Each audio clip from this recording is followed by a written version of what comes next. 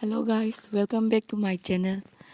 Mayam handakti video se chang naina thagatpa ngamdre haidi angangai moido 12 exam tharamdai gi oibanina adum moi sanai nge da video su semba ngamdre marak marak ta semjarakke dum ngasi gi video sina moi mayam je 12 tharamdai gi like khoiramba pugadabane ba haibadi moido mayumda chatlaga khoiramnabado yadi ya do moi yambanina sum machit chatna gi taragadi amana munga si chatki hayeng chakhi tawgadabanina sidagi hostel dagi oina saroina pulap puraje na haibagi nongma kaithoga ngarang je puraje na thangmoibani ma kunthohan biga aduga marjinga da khoiramba puni na loishanba loire moido ado pung mapan dagi chache na haibane haibadi moi ayukta coaching chatpasu yawbanina adum mayam yengminarase makha kamaina tawge do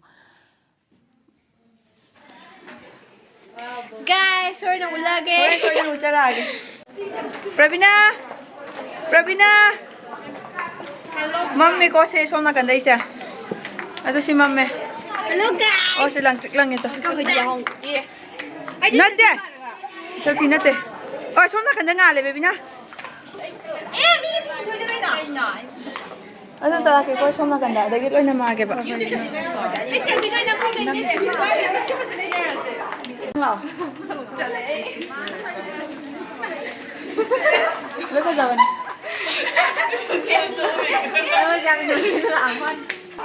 Ni mo kay hanjat ke.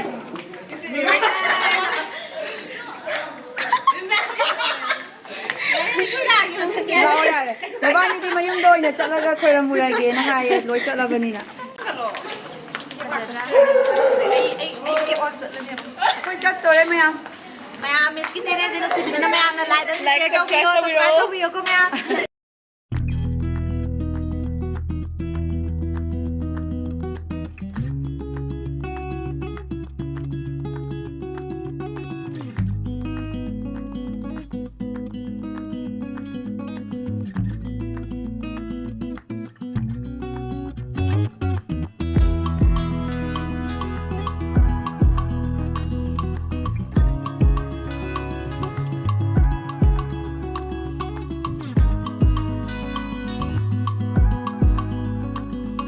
Tore trip ani thona jatoi ne do moi do loi ba ngai ri.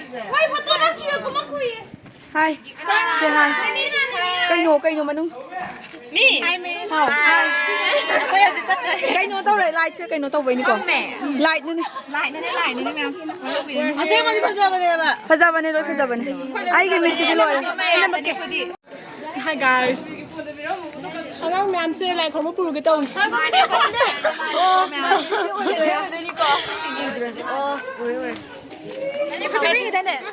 Angang ma'am hay. Ai mana bi mle ko mas me ang kang ko ma oi du ne ko me ma sik me ang kang bu de kang ba ma se me am su pizai bu ko ma so isri ya de ai mana bi sa ya ko ha no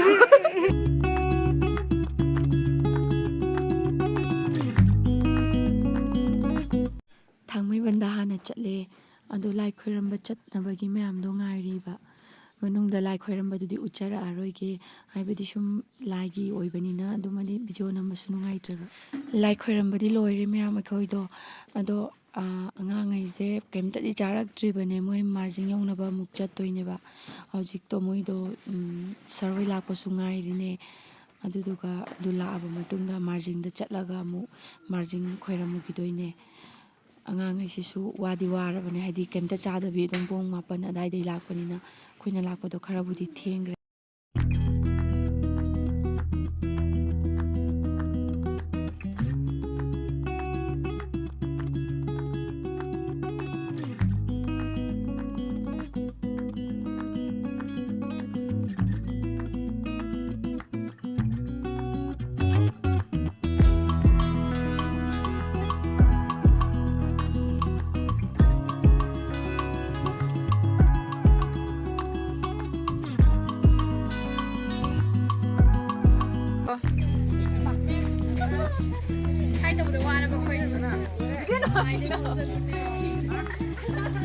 video ni ko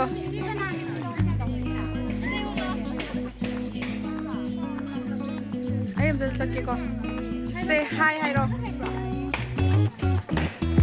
miss hi ro ai ki vlog ki ꯐꯖꯔꯦ ꯍꯥꯏꯕ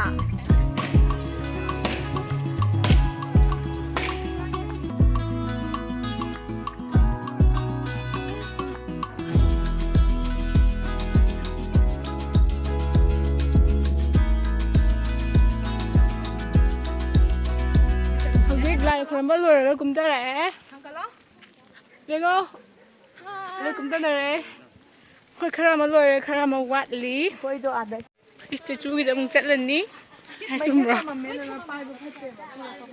miss merku chizra hi guys kumtare mayam akhoi sing kumdare ko mayam khumuk se wang man na ko tongam se wang man na ko tongam akhoi la ko pa ko mayam yam ngamme khoi misti wa ni na kongre ko khoi misti kongre ba ado blocker do haidi blocker haidi mapu do kumgre akhoi miski phone ne se akhoi misto kumgre de akhoi na phone se pa haure mascara ko mikhas be mure adu mayam ai jim amta thana ko asi jim thana je chene ma pu kongre hayo chene ma pu kongre hayo chene ma pu di kumgre makha da kongre chene pu di kumgre do yam ngamme mam jam ting ngamme chene ma pu gi satra mane macha ma sung tane ba ko chene ma pu do akhoi misto du gi sat ngak tan ne karan yaw da ngai dini ne